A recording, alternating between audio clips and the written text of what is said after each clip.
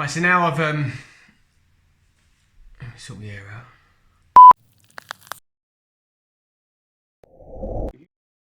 Hi guys, in today's video I'm going to show you how to make this really simple storage ottoman. It's a really simple box design. I'm going to be giving you lots of tips and tricks throughout the video so you can do this at home. Also, please don't forget to hit that subscribe button so you can keep up to date with our tips and tricks, and also it really helps our channel grow. Thanks for watching. What you're going to need to build the box is 18mm sheet of MDF. You're going to need about a sheet and a half, 4x1 wood, hardwood for the corners in the middle, pin gun or screws, as you can see I'm using there. It's a pin gun, or you can use screws to pin it together, and some hinges for the lid. So now I've pinned the box together, as you can see it's just a pretty standard box. I'm waiting on a bit more wood. I haven't got enough for the lid and the bottom. So now I'm going to cut my foam, cut my fabric. So I'm going to show you that now.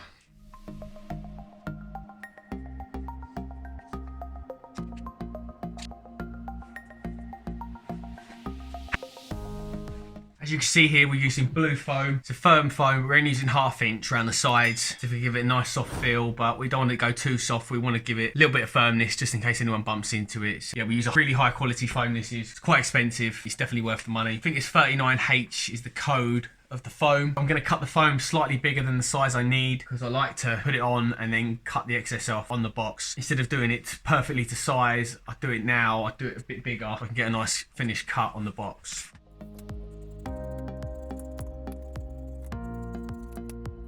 Now I'm gluing the foam on using heavy duty upholstery adhesive. Make sure you glue foam and the wood, otherwise it won't stick properly.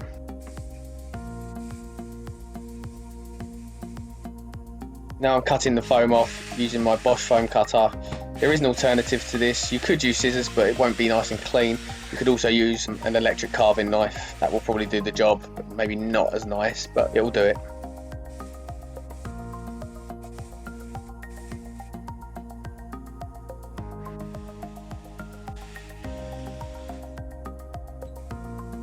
Glue the sides on, then glue the ends on last. Make sure you get nice stuck down everywhere. Then cut off the excess.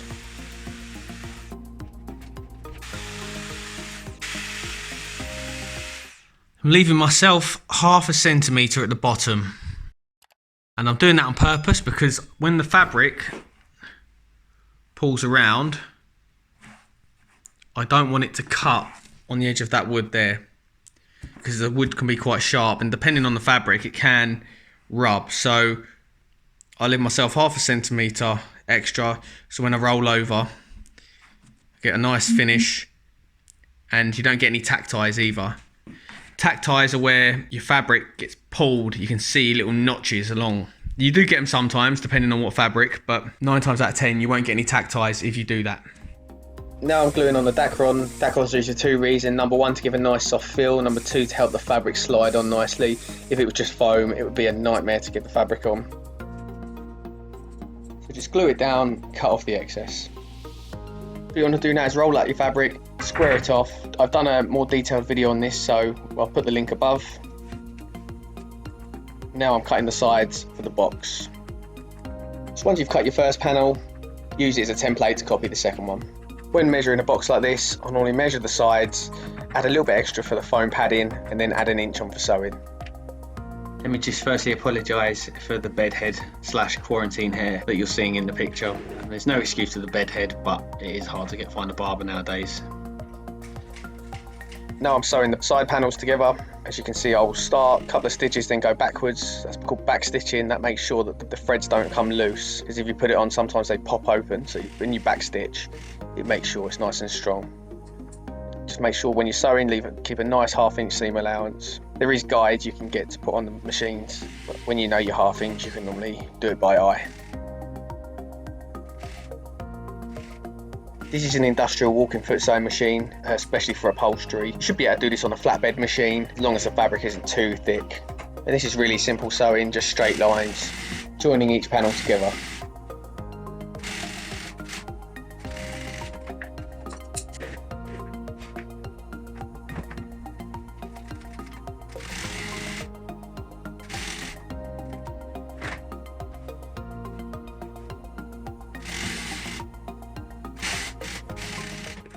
What I'm doing now is I'm going to put the cover on, make sure it fits. But what you should watch is with something like this that fits perfectly. It has to fit perfectly, otherwise it's not going to fit. It's going to be too big or too small. So it has to fit perfectly because it's sewn on all four sides. So if you watch how I put it on, you don't just pull it all down on one side, you do each corner bit by bit, because that's the only way it will go on really. And obviously the Dacron helps slide it on easier, but you just watch what I do. I go on corner by corner and keep going down, make sure the selvage is pushed out and bit by bit.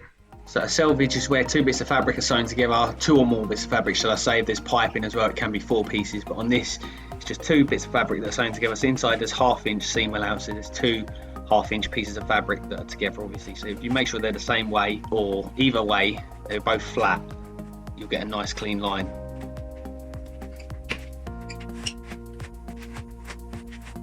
So what I'm doing here is I'm just using my hand to roll out all the excess fabric, pull it all up and staple off at the top.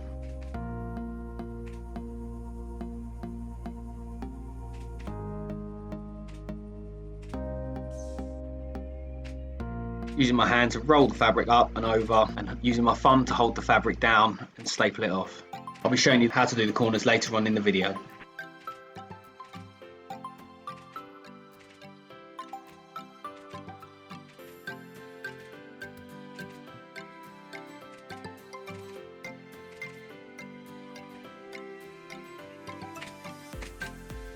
What I'm doing now is I'm turning it over. I'm going to do the same on the bottom.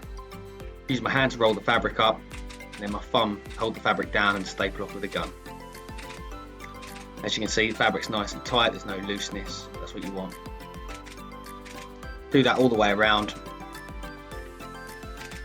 Keeping your fabric straight. If there's a line in your fabric, you'll be able to see straight.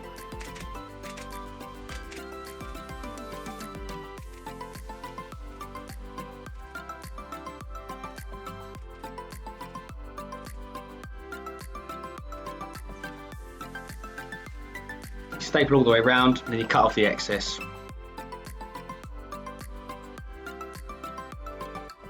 Now we're onto the corner, so it's how to manipulate fabric, cut out the stitching.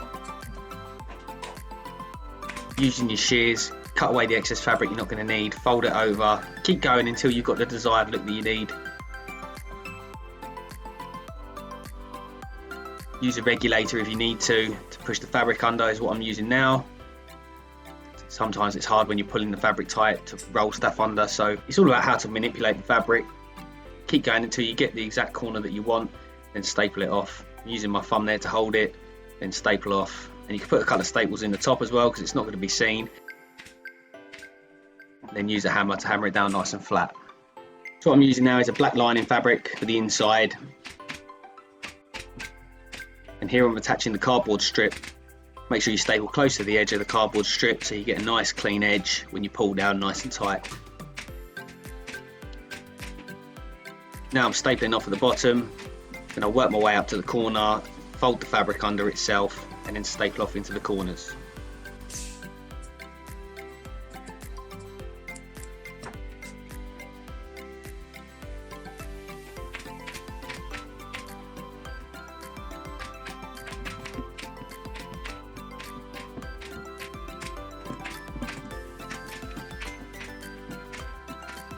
Now my wood delivery's arrived, I'm cutting the lid, I'm cutting the bottom as well.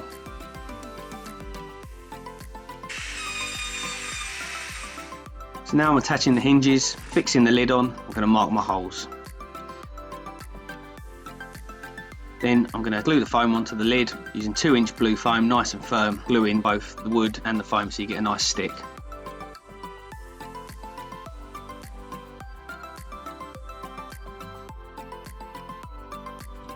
Cut off your excess foam, and after this we're going to put the Dacron on.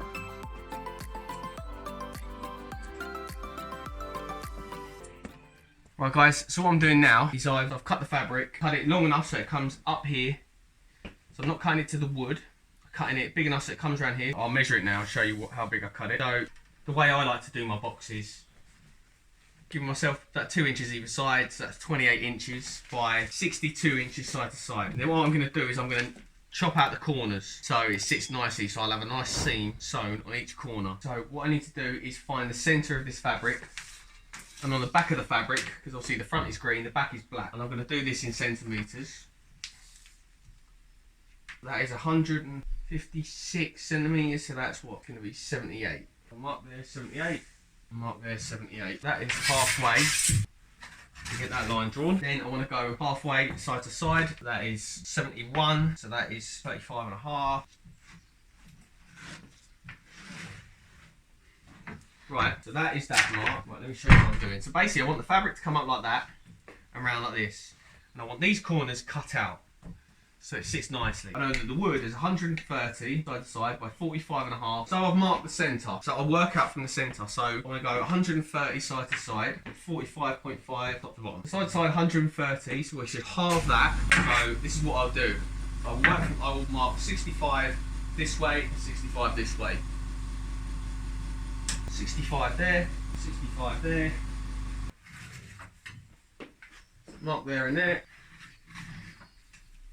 That is the finished size of the wood. So that is where the wood finishes. That is my pull around. Then top to bottom I want to go 45 and a half, so that's 22 and a quarter, 22 and 3/4, sorry.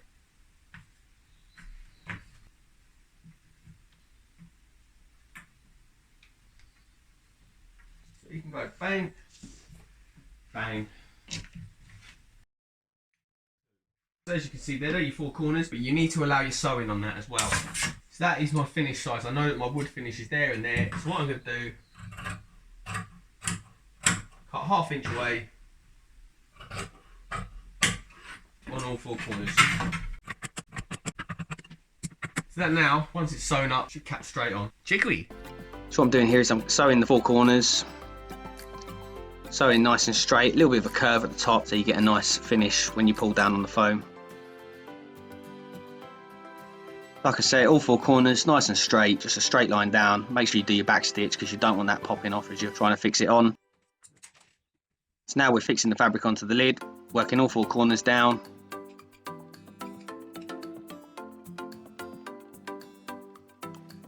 Make sure your selvages are all nice and tight and facing the same way. And you pull your corner down, get your first corner staple in, and then start working up from that point. Pulling your fabric over, using your hand and your thumb to roll the fabric over. Make sure the fabric all stays. As you can see, the fabric's all staying the same length on the wood. That is exactly what you want. So the fabric's not twisting or pulling too tight. You'll be able to see if it is. So keep working all the way down, keep working all the way around the lid. We'll do the corners later.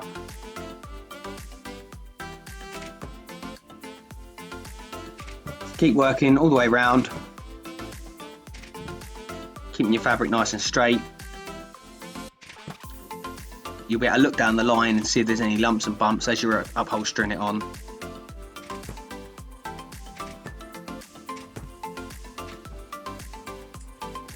Now we're into the corners.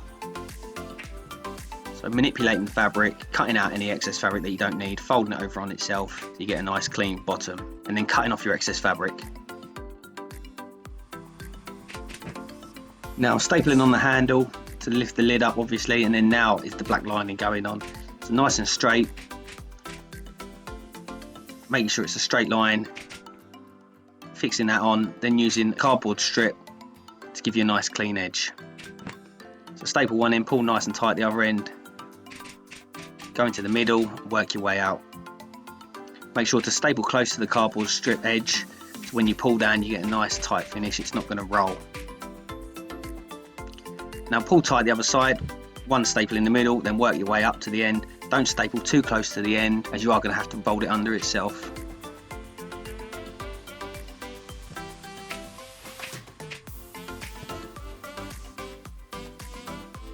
Now we're cutting off the excess fabric, folding it under itself, and then stapling off the corners, getting a nice corner finish. We haven't got a shot of the base, but it's just a bit of wood covered in fabric and dropped in. Now we're going to attach the lid onto the hinges. And now this is the bottoming going on. This is a different kind of fabric. It's a cheaper fabric, so we don't use this on the inside. This is just for the bottom. I think it's called deep frill is the actual name for it in the UK, but it's basically bottoming fabric. So here it is, finished product. As you can see, the handle as well, it's just a square bit of fabric sewn down 2 sides and turned in on itself. Use gas hinges. Oh.